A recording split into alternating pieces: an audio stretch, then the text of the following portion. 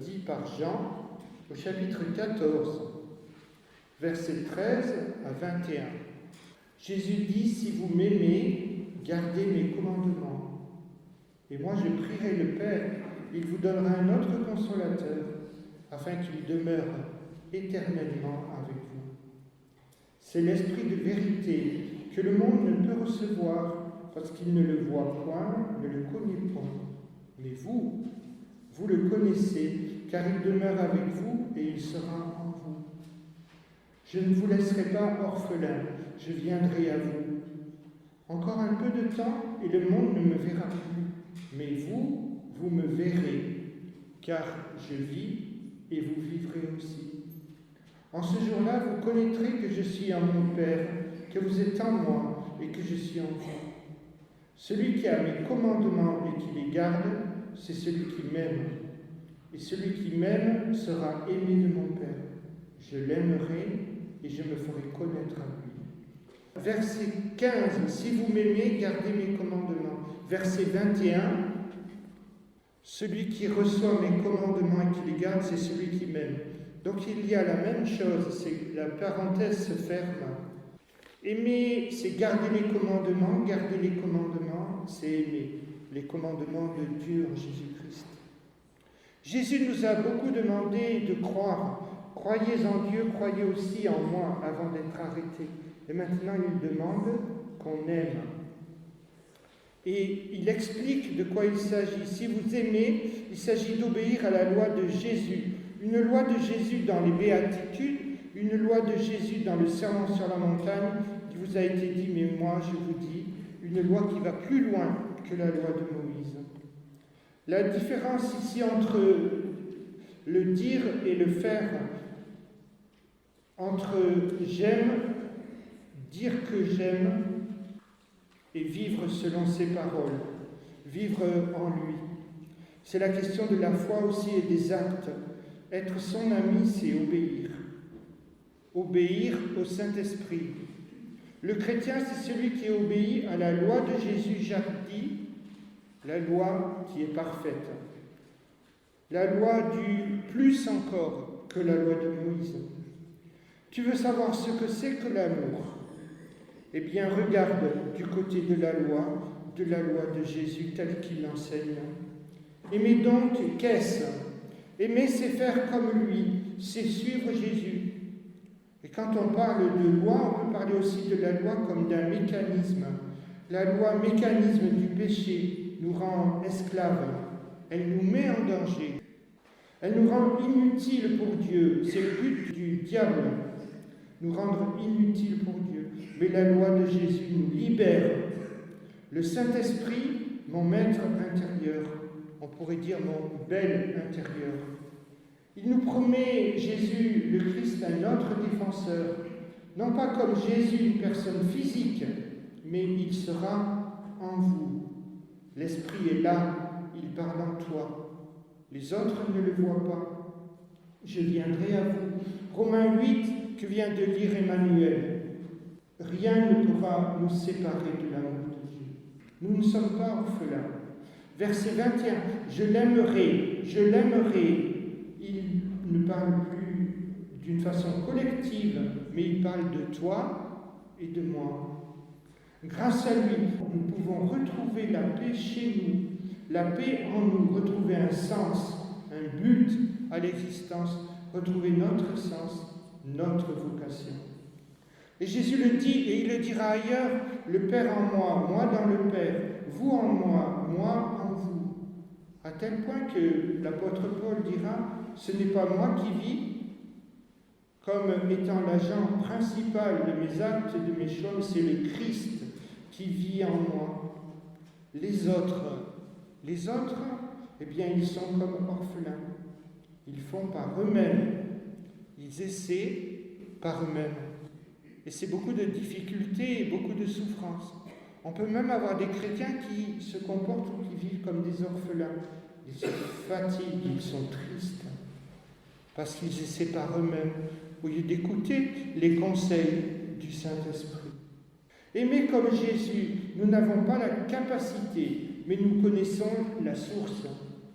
Cette obéissance est intérieure et libre, parce que l'Esprit Saint nous inspire, non pas nous oblige, il nous inspire, et cela peut créer chez nous et sollicite notre créativité.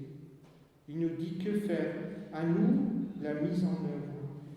Saint Augustin écrit « L'obéissance ne conduit pas à l'amour. L'obéissance forcée, à marche forcée, contrainte, ne conduit pas à l'amour. La preuve, c'est le fils aîné dans la parabole du fils prodigue. Il est bien resté près du Père, mais il n'a pas de joie. Il n'a pas d'amour. Il ne connaît pas l'amour du Père. Mais l'amour qui est confiance en Dieu conduit alors à l'obéissance, à la suivance du Christ. Et ça prend du temps pour comprendre l'amour de Dieu. Ça prend du temps. On commence d'abord, nous qui sommes dans l'Église, nous qui sommes nés dans l'Église, nous qui sommes du peuple de Dieu, peut-être par naissance comme les Hébreux, nous commençons par tirailler, à essayer de faire par nous-mêmes.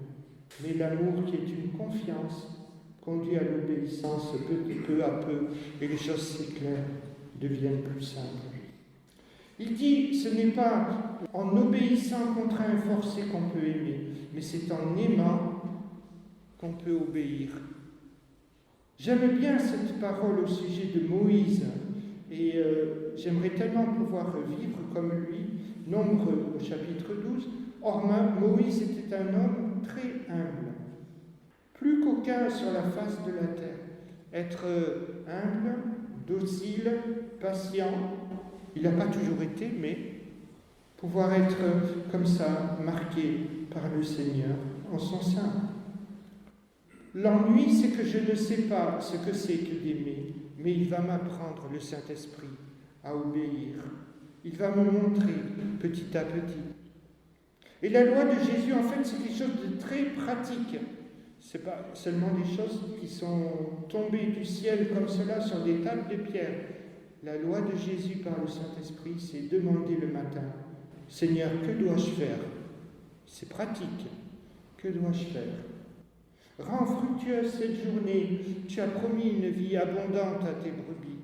Montre-moi comment faire. Comment vivre une journée bénie grâce à toi, dans les rencontres, dans le témoignage. Et si je rencontre personne cette journée, mais que je puisse engranger des bonnes choses pour les partager plus tard. La paix et la joie, même dans les épreuves, parce que tu connais le chemin, tu connais la vocation. Avancer avec le Seigneur, ça n'empêche pas des épreuves, mais guidé par le Seigneur et dans le brouillard, comme par les radars pour les avions, tu sais le chemin, tu connais la vocation. Dommage, je me dis, dommage d'avoir attendu si longtemps, dommage d'avoir lutté si longtemps, dommage d'avoir essayé par moi-même. Et je m'aperçois que plus j'essaie par moi-même, et même d'être un chrétien par moi-même, et de bien faire par moi-même, ou alors de trouver mon plaisir ou un sens à la vie par moi-même, et d'être chrétien, et de trouver aussi d'autres sources pour désaltérer ma soif par moi-même, plus je fais cela, ce par moi-même, plus je suis triste alors. Comme un chrétien qui serait orphelin. Or, nous ne sommes pas orphelins. Il est venu, il a promis un autre consolateur. Il a dit, vous ne serez jamais orphelin. Écoute la voix du Seigneur, remets-lui ta journée. Encore un peu de temps, dit-il, et le monde ne me verra plus. La question donc, c'est comment voir Jésus ? C'est une bonne question. Beaucoup voudraient voir Jésus. Tu veux voir Jésus à l'œuvre ? Et la réponse est obéis au Saint-Esprit. Obéis au Saint-Esprit, rentre dans les chemins de Dieu, dans les chemins du Saint-Esprit et tu verras des réponses. Qu'en disent les autres?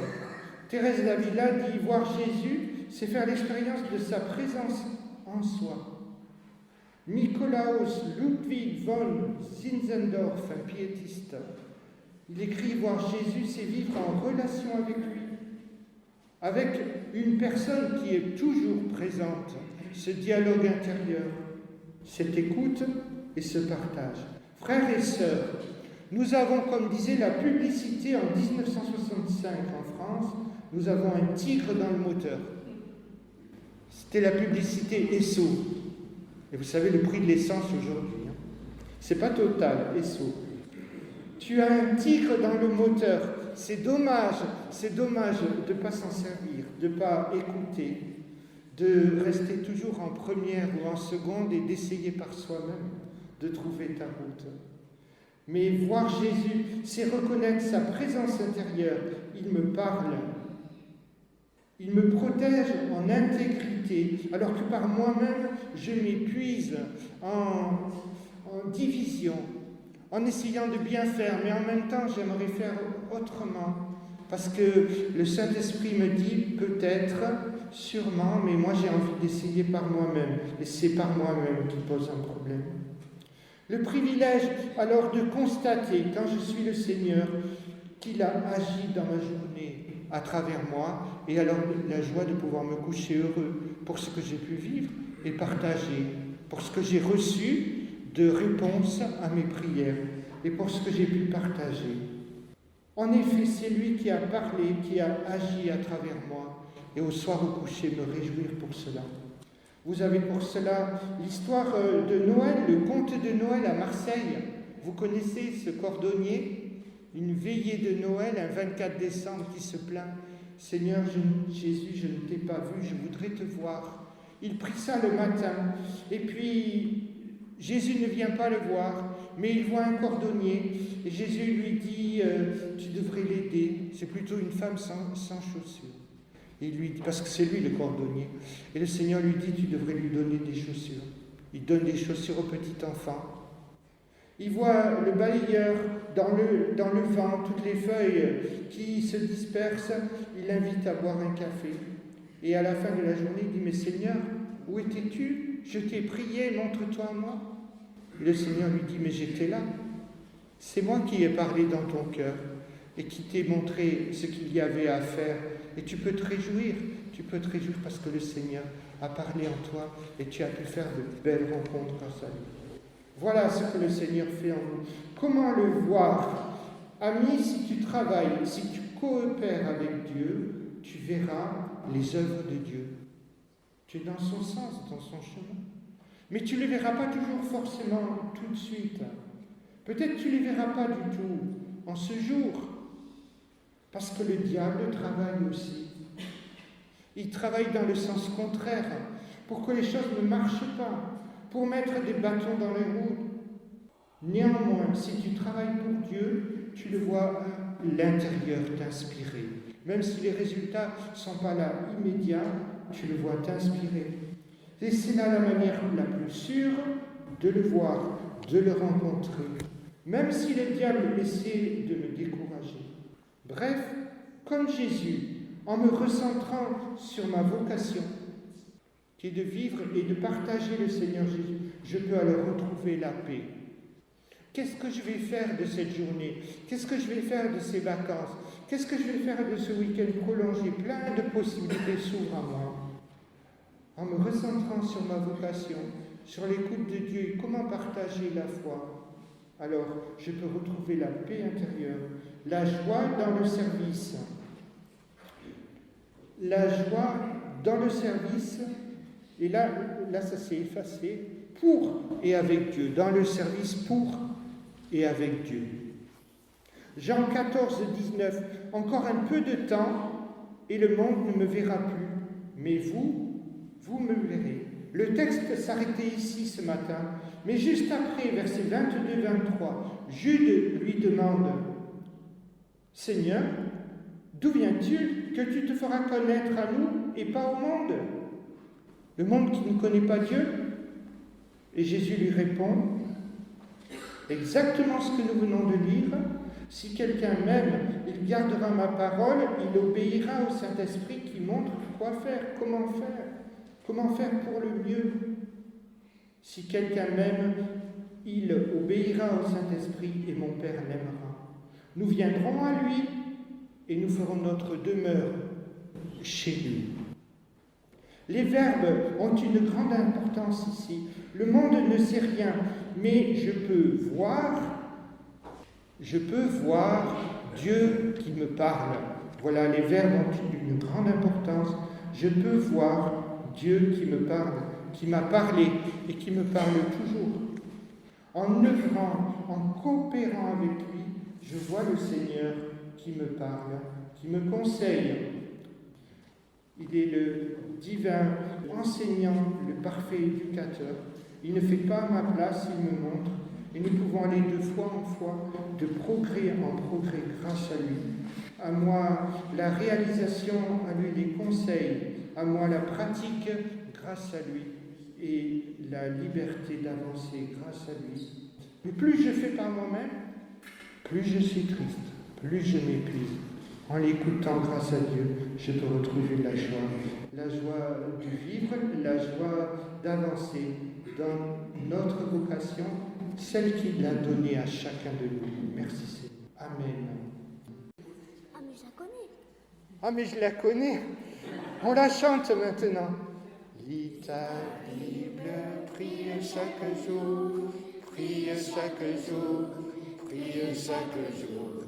Lis ta Bible, prie chaque jour, si tu veux grandir, si tu veux grandir, si tu veux grandir.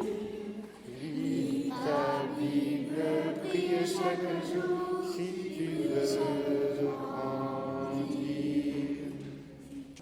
Le Seigneur nous bénit et nous garde, il tourne sa face vers nous. Il nous accorde de vivre des vies riches, abondantes avec nous. Il nous envoie dans ce monde grâce à sa parole. Il nous montre que vivre, que faire. Grâce à lui, il nous nourrit pour que nous puissions partager. Amen. Ah mais je la connais. Ah mais je la connais. On la chante maintenant. Lis ta Bible, prie chaque jour, prie chaque jour, prie chaque jour.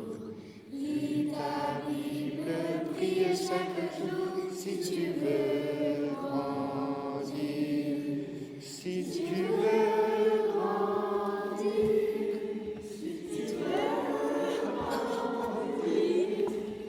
Lis ta Bible, prie chaque jour, si tu veux grandir. Le Seigneur nous bénit et nous garde, il tourne sa face vers nous. Il nous accorde de vivre des vies riches, abondantes avec nous. Il nous envoie dans ce monde grâce à sa parole. Il nous montre que vivre, que faire. Grâce à lui, il nous nourrit pour que nous puissions partager. Amen.